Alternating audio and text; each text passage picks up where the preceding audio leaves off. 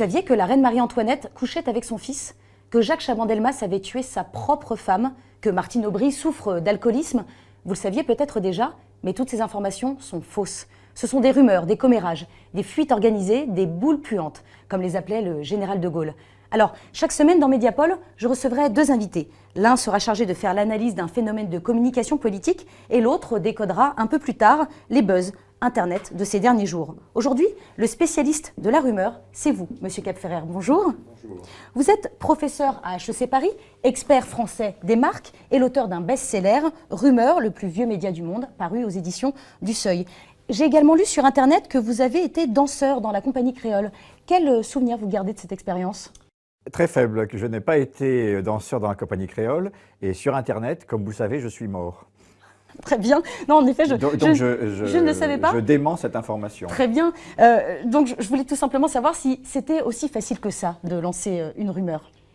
C'est facile de la lancer. Ce qui est difficile, c'est de la faire vivre. Tous les jours, des milliers de gens essayent de lancer des rumeurs. Qu'est-ce que c'est qu'une rumeur déjà? C'est un dévoilement d'une réalité cachée. Le rôle de la rumeur dans la société, c'est on ne peut pas tout dire de quelqu'un, donc il faut des médias occultes, des médias souterrains pour révéler quelque chose que l'on cache. Et d'ailleurs, c'est pour ça qu'aujourd'hui, comme avec la pipolisation de la presse, on dit tout, le rôle de la rumeur a beaucoup changé en 2013 par rapport à celui qu'il était, par exemple à l'époque du général de Gaulle où l'information était totalement contrôlée. Alors, c'est l'une des ministres emblématiques de l'actuel gouvernement qui en a subi les conséquences l'été dernier. Le fils de Christiane Taubira serait un dangereux criminel emprisonné. Quand la rumeur s'empare de la politique, Alexandra Combes et Pierre Poyart ont démêlé le vrai du faux. Regardez.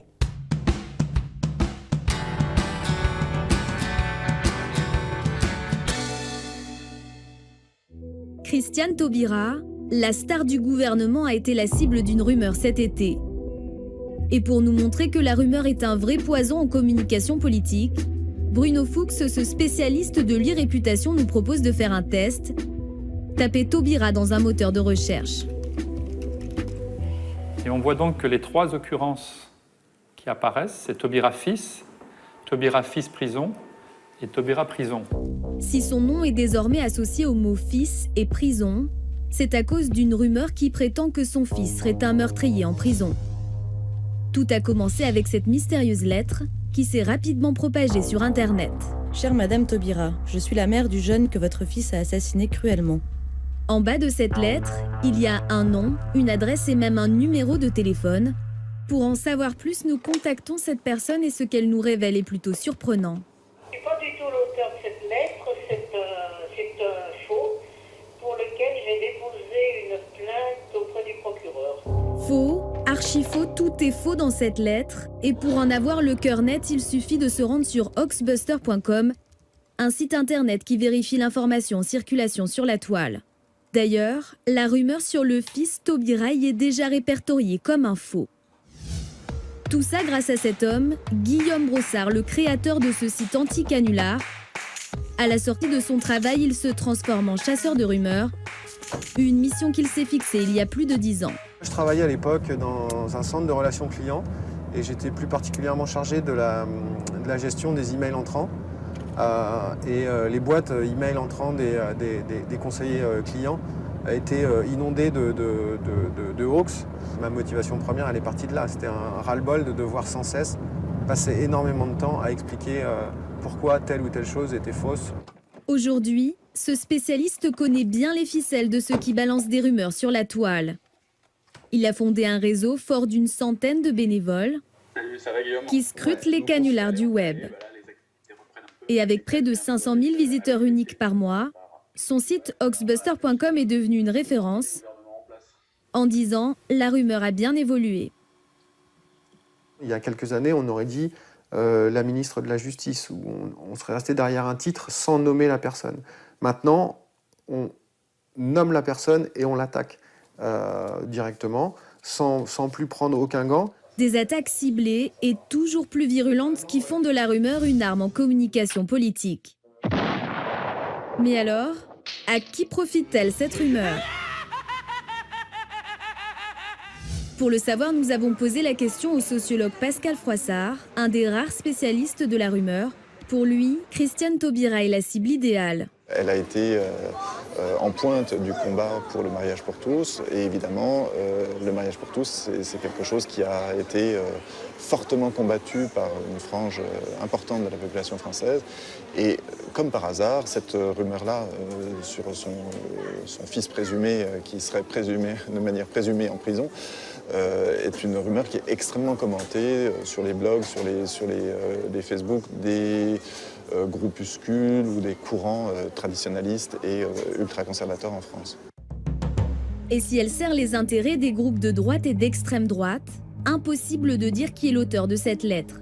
Seul indice, c'est une récupération d'une rumeur qui avait déjà fonctionné en Espagne en 2009. Il s'agit de la même lettre avec la même structure et les mêmes tournures de phrases, seul le destinataire a changé. Pour Guillaume Brossard, c'est la preuve que les rumeurs ne meurent jamais. Elle va probablement mourir de sa belle mort en France, concernant effectivement Madame Taubira, mais elle va continuer d'exister dans d'autres pays, sous d'autres formes, en attaquant d'autres personnes. Et puis un jour, dans quelques années, elle reviendra probablement sous les traits d'une nouvelle personnalité française. Et ce n'est pas la première fois que Christiane Taubira est victime de rumeurs. Pendant la présidentielle, on l'accuse de dire que brûler des drapeaux français est pardonnable. En juillet 2012, la rumeur court jusqu'à s'infiltrer en commission des lois. Agacée, la garde des Sceaux est alors forcée de s'expliquer. On m'a accusé d'avoir déclaré sur RFI à la suite de drapeaux brûlés sur la place de la Bastille. Je rappelle qu'il n'y a pas eu de drapeaux brûlés sur la place de la Bastille. Mais comme je suis fabricante d'exploits, j'ai réussi à commenter un événement qui n'existait pas. C'est la seule fois que Christiane Taubira s'exprimera sur cette rumeur. Nous avons tenté de la joindre, mais notre demande d'interview est restée sans réponse. Sa stratégie de communication, le silence. Ce qui n'empêche pas les rumeurs de se diffuser via les blogs et les réseaux sociaux. Et avec près de 40 millions d'internautes en France, la vitesse de propagation paraît incontrôlable. Alors pour se protéger, certains politiques font appel à des spécialistes qui veillent sur leur e-réputation.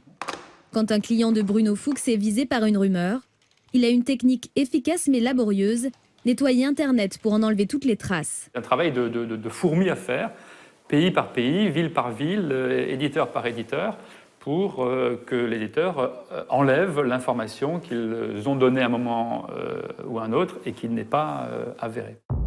Mais alors, dans le cas de Christiane Taubira et la fameuse lettre, quelle stratégie faut-il adopter? Il faut tuer à la source cette rumeur, donc l'identifier et puis agir à la source. Le démenti de l'auteur de la lettre devrait être suffisant pour tuer cette rumeur, au moins pour la grande majorité du public. Et c'est là l'erreur de Christiane Taubira. À l'avenir, il serait bon que les communicants intègrent ces stratégies dans la gestion des rumeurs politiques. Alors, on vient de le voir, M. Capferrer, dans ce sujet de découpage. Christiane Taubira a préféré ne pas communiquer, ne jamais répondre aux mensonges. Est-ce que le silence est le meilleur moyen d'étouffer une rumeur? Est-ce qu'il faut la combattre ou l'ignorer? Tout dépend de qui vous êtes. Christiane Taubira se fait connaître comme une femme très forte qui a une vision politique, une idéologie, et elle ne veut pas s'abaisser à répondre à des attaques ad hominem qui déplacent le sujet de la politique vers la personne. Bon. C'est un grand classique de la politique, c'est quand j'attaque pas sur le fond, j'attaque sur la personne. Elle dit, moi j'ai un combat de fond, je ne rentre pas dans les débats de personne. Donc c'est très cohérent avec sa posture politique. D'autres qui n'ont pas cette stature auraient envie de répondre tout de suite. Répondre tout de suite est toujours dangereux. Il faut répondre quand on a les armes pour répondre. Est-ce qu'on peut considérer que la rumeur, finalement, elle fait partie des règles du jeu politique? Est-ce que c'est une arme comme une autre? La rumeur n'est pas une arme comme une autre, puisque par définition, sa source est cachée. Et les fantassins de la rumeur, c'est vous et moi. C'est que les gens qui véhiculent une rumeur ne savent pas que c'est une rumeur. Les gens qui parlent de l'affaire Taubira pensent que c'est vrai. Donc c'est extrêmement séditieux, si vous voulez, c'est extrêmement spécial. Mais dès qu'on rentre dans le combat politique, on sait que toutes les armes sont bonnes jusqu'au moment de l'élection. La rumeur s'arrête le moment de l'élection, mais jusqu'au moment de l'élection, c'est-à-dire où là, vous en prenez pour 4 ans ou 5 ans, toutes les armes sont bonnes et d'ailleurs elles sont utilisées. Finalement, est-ce que calomnier, il en restera toujours quelque chose? Jusqu'au moment de l'élection. Très bien. Vous avez des exemples d'effets dévastateurs de rumeurs sur des personnalités politiques, voire même sur des gouvernements passés ou récents? On ne va pas remonter à Mathusalem, mais tout le septennat, c'est le septennat de Georges Pompidou a été empoisonné par l'affaire Markovitch. La fin du septennat de Giscard d'Estaing a été empoisonnée par l'affaire des diamants. Sur Chirac, il n'y a pas eu beaucoup de rumeurs parce que c'est un homme politique qui n'a pas fait grand-chose, d'une certaine façon. La rumeur va foncer sur un point faible de l'homme. Donc quand vous êtes très autoritaire, on vous attaque sur ce point. Quand vous fréquentez les riches, on vous attaque sur ce point, etc. Chirac était l'homme préféré des Français, tout le monde l'aimait bien, on le trouvait très sympathique. Donc il n'y a pas eu beaucoup de rumeurs sur lui. On attaquait plus à la limite ses premiers ministres, vous voyez. Et alors, n'oubliez pas une chose, c'est que la rumeur est avant tout locale. Là, on parle d'une grande affaire nationale, mais la rumeur, c'est l'essentiel de la communication d'un maire, d'un conseiller municipal, parce que là, il n'y a pas de journal du petit village, etc. Donc, tout ce qui va se dire sur un candidat à la mairie ou sur un maire ne vient que du bouche à oreille. Et dans le bouche à oreille, il y a soit des éléments véridiques, soit des éléments non véridiques. Est-ce que ça ne crée pas une forme de division? J'entends par là qu'il y aurait deux façons de faire de la politique. Une façon qui serait très éthique, très morale, et l'autre qui serait plutôt sale et amorale. Sale, elle est en fait, soit on parle des idées, soit on parle des gens. Il y a des gens qui se sont fait élire sur des idées et ils étaient combattus sur les idées. Je crois qu'aujourd'hui, on est dans un tel flou idéologique. Les gens prennent des programmes un peu partout. On dit la droite et la gauche au pouvoir, c'est un peu la même chose, etc. Donc il y a une montée de la critique ad hominem, puisque c'est la personne, comment dirais-je, qui va représenter le pouvoir plus que son idéologie elle-même.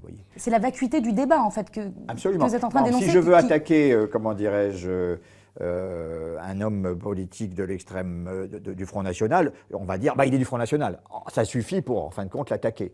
Quand vous prenez quelqu'un du centre, bon, alors on va tout de suite y aller sur de toute façon, il a rien, il n'a pas de volonté, il boit, etc., etc. Parce que de toute façon, le centre n'a pas d'idéologie, c'est un vide, voilà, d'une certaine façon. Donc, c'est pour ça que plus il y a ce flou idéologique dans lequel on est à l'heure actuelle, plus il y a la montée de la rumeur.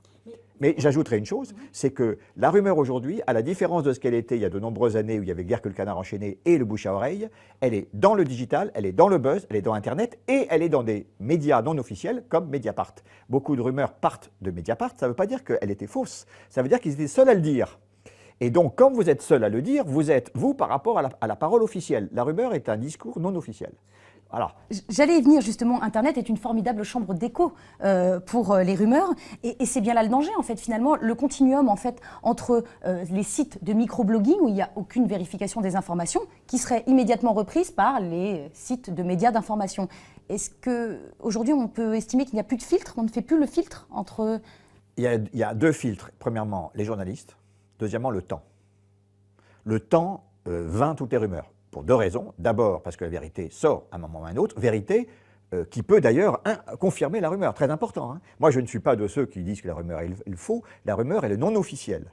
Et après, le travail du temps ou le travail des journalistes dit c'est pipeau ou c'est pas pipeau. Vous voyez ? Bon, donc, et c'est pour ça qu'on a besoin des filtres institutionnels qu'on appelle la presse, qu'on appelle les journalistes. Bon. Donc, deuxièmement, la fonction de la rumeur, c'est d'amener à quelque chose d'autre. La fonction de la rumeur d'Orléans, c'était d'amener à l'évacuation, comment dirais-je, des gens qui avaient des boutiques, etc. La rumeur n'est pas un discours qui est une fin en soi, elle est là pour amener l'action. Soit l'élimination de l'homme politique, soit son incarcération, soit sa condamnation, etc. Donc la phase d'après la rumeur, c'est la prise en charge par les médias. Et tant qu'il n'y a pas de prise en charge par les médias officiels, la rumeur n'a pas atteint son but. Comment l'opinion aujourd'hui, elle analyse la rumeur? Est-ce qu'aujourd'hui, le citoyen est capable de faire le tri? Le citoyen n'est pas capable de faire le tri, bien entendu, puisque ce que vous appelez, vous, rumeur, d'autres vont appeler ça une information. Certains vont dire, oui, mais l'affaire Taubira, en fait, on essaie de l'étouffer. Mais en réalité, c'est vrai, parce qu'ils détestent Mme Taubira, donc ils vont se nourrir de tout feu de brindille ou de feu de braise. Et d'autres qui, bien entendu, soutiennent Mme Taubira vont dire, de toute façon, c'est faux, par principe. Donc, de toute façon, la rumeur, elle va se nourrir. Si vous êtes contre Mme Taubira, elle va se nourrir des anti-Taubira. Et au contraire, le démenti va faire son marché, parce qu'une information, c'est un peu comme un produit, elle trouve son marché chez ceux qui soutiennent Mme Taubira. Bon, donc c'est des éléments émotionnels de clivage. Merci beaucoup.